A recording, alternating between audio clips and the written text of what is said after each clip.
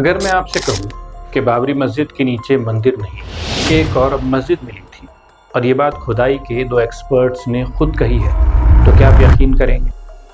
जो मस्जिद सदियों से खड़ी थी वो किस बुनियाद पर डिस्प्यूट का शिकार हुई, तारीख क्या कहती है और कौन सी बातें देश से छुपाई गई। 2003 की खुदाई में एक हैरत अंगेज़ चीज़ मिली थी, मगर वो नहीं थी जिसका दावा किया गया। असल में वहाँ मिला क्या था, आप सुनकर चौंक जाएंगे। अस्सलाम वालेकुम, आदाब, मैं हूँ मुजतबा मुनीर। आज हम बात करेंगे बाबरी मस्जिद की हिस्ट्री, खुदाइयों, अदालत के फ़ैसलों और उन तमाम बातों की जिनका हवाला आज भी मुसलसल दिया जाता है। आपको याद होगा कि कुछ दिन पहले हमारे मुल्क के साबिक़ चीफ जस्टिस DY चंद्रचूड़ ने एक इंटरव्यू में कहा था कि बाबरी मस्जिद की तामीर ही एक फंडामेंटल एक्ट ऑफ डिसेक्रेशन थी, यानी इसकी बुनियाद में ही बेहुरमती शामिल। वो कहना चाह रहे थे कि मस्जिद का कंस्ट्रक्शन ही डिस्ट्रक्शन यानी मंदिर तोड़कर हुआ था। लेकिन क्या वाकई ऐसा है? आइए पूरी हकीकत को सबूतों के साथ जानने की कोशिश करते हैं। इससे पहले आप ज़रा इस चैनल को सब्सक्राइब कर लें ताकि इस तरह के वीडियोज़ आपको मिलते रहें।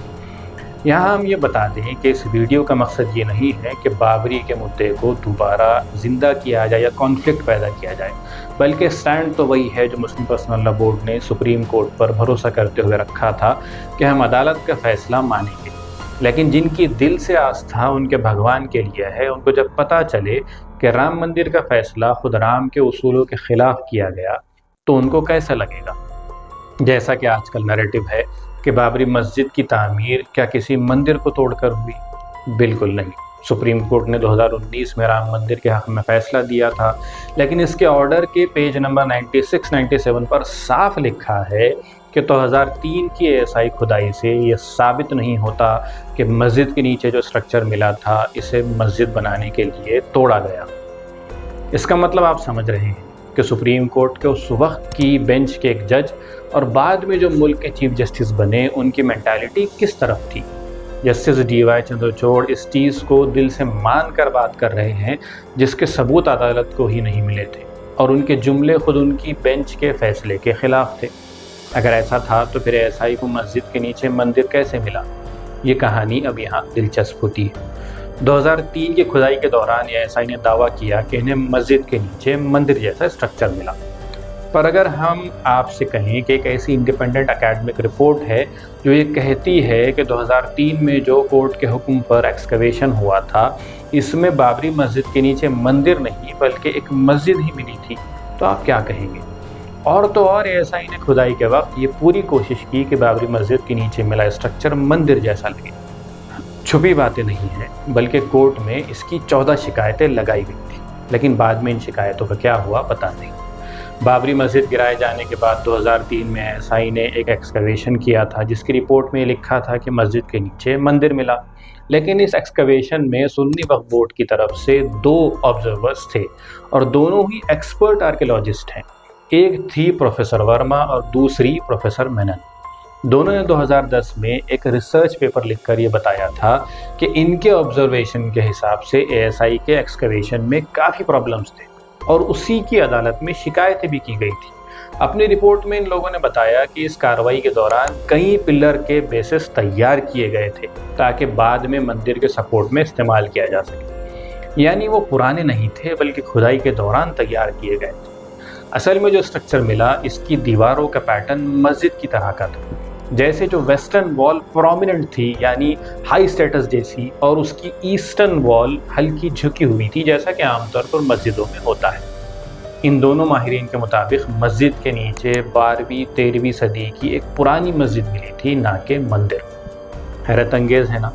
मज़ीद हैरत की बात, इन दोनों माहिरीन की शिकायतें अदालत में दाखिल की गई थी, लेकिन अदालत ने उन्हें कबूल नहीं किया और ASI की रिपोर्ट को मान लिया। अब एक और सवाल, खुदाई से पहले ASI को कैसे पता था कि पिलर मिलेंगे? खुदाई से पहले GPR सर्वे हुआ था, जो मेन सर्वे से पहले होता है और जिसमें कोई खुदाई नहीं की जाती। GPR आमतौर पर सिर्फ इतना बताता है कि कुछ स्ट्रक्चर्स हैं जो ज़मीन के नीचे मौजूद हैं, लेकिन आमतौर पर कोई भी GPR सर्वे ये नहीं बता सकता या बताता है कि जो मिला है वो मंदिर है या मस्जिद है या दीवार है या और किसी टाइप का स्ट्रक्चर। लेकिन ASI ने GPR के फ़ौरन बाद कह दिया कि नीचे पिलर, फाउंडेशन और फर्श है, जब बाद में खुदाई हुई तो वही पिलर बेस सामने आए जो GPR में थे ही नहीं। तो क्या इसका मतलब ये था कि पहले तय हुआ कि बाहर क्या निकाला जाएगा? तीसरा सवाल, पहले की खुदाइयों में क्या कभी मंदिर मिला था? ASI के इस एक्सकवेशन से पहले भी कई एक्सकवेशन हुए हैं।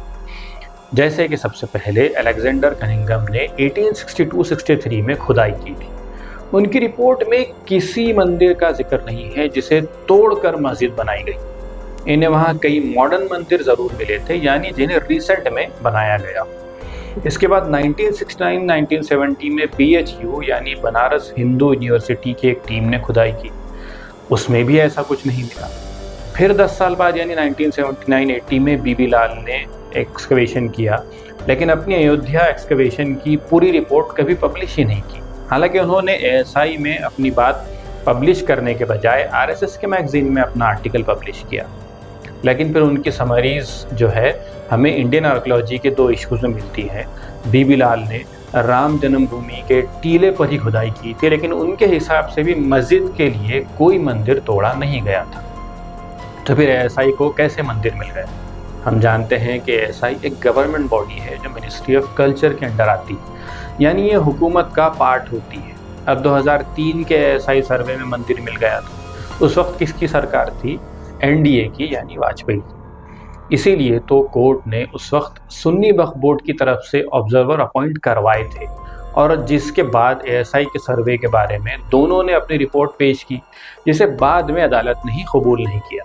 तो जिसे अदालत ने अपॉइंट करवाया था उनकी रिपोर्ट ही को नहीं माना गया। वैसे हमने इससे पहले बाबरी मस्जिद की पूरी हिस्ट्री 1528 से लेकर 2020 तक पर एक डिटेल्ड वीडियो बनाया था, इसे भी आप देख सकते हैं, उसके लिंक हमने डिस्क्रिप्शन में दे रखी है। अब एक और सवाल, ये जो मस्जिद को बाबरी मस्जिद कहा जाता है और जिसको बदनाम करने के लिए पेश किया गया कि बाबर ने ये मस्जिद मंदिर तोड़कर खुद बनवाई थी, तो हिस्ट्री में इसका कहीं कोई सबूत नहीं मिलता।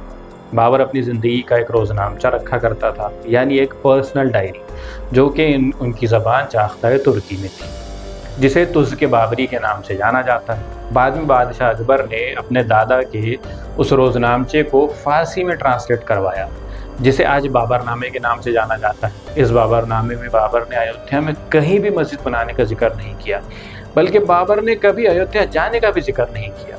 अकबर के वक्त के ही तुलसीदास, जिन्होंने मशहूर रामचंद्र मानस लिखी थी, उन्होंने भी बाबर की किसी मस्जिद के बारे में नहीं बताया, ना ही अयोध्या में किसी राम मंदिर को तोड़ने के बारे में लिखा।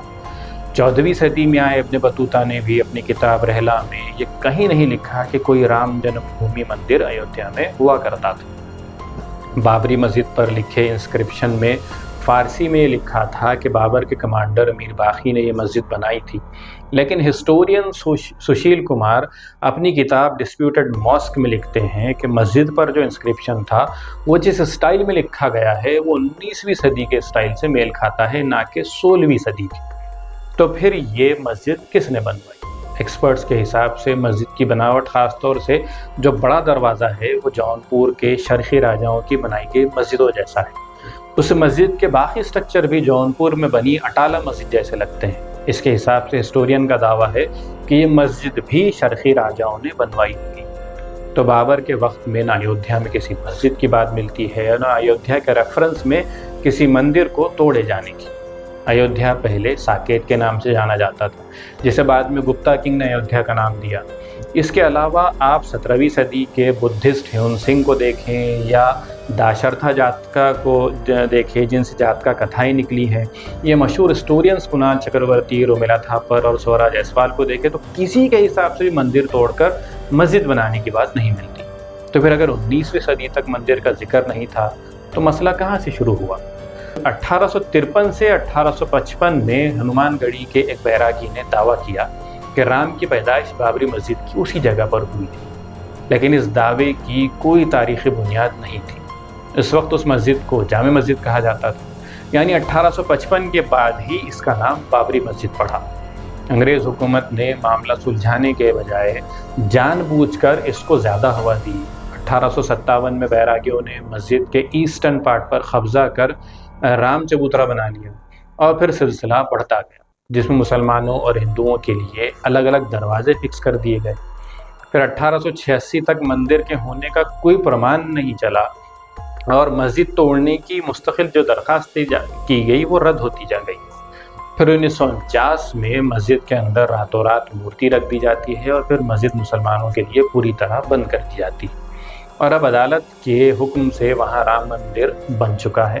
اور جیسا کہ اوپر ہم کہہ چکے ہیں کہ مسلم پرسنل لا بورڈ کا یہ فیصلہ تھا کہ وہ عدالت کے حکم کو مانے گی، اور شاید مسلم پرسنل لا بورڈ نے یہ فیصلہ ملک میں فساد کو روکنے، مسلمانوں کی بہتری اور اس امید اور وعدے پر کیا تھا کہ عدالت سے فیصلہ انصاف کی بنیادوں پر آئے، اور جو بھی فیصلہ آئے گا اس کے بعد ملک اب ہسٹری سے جھگڑے اور تنازع تلاش کرنے کے بجائے فیوچر کی طرف دیکھے گا۔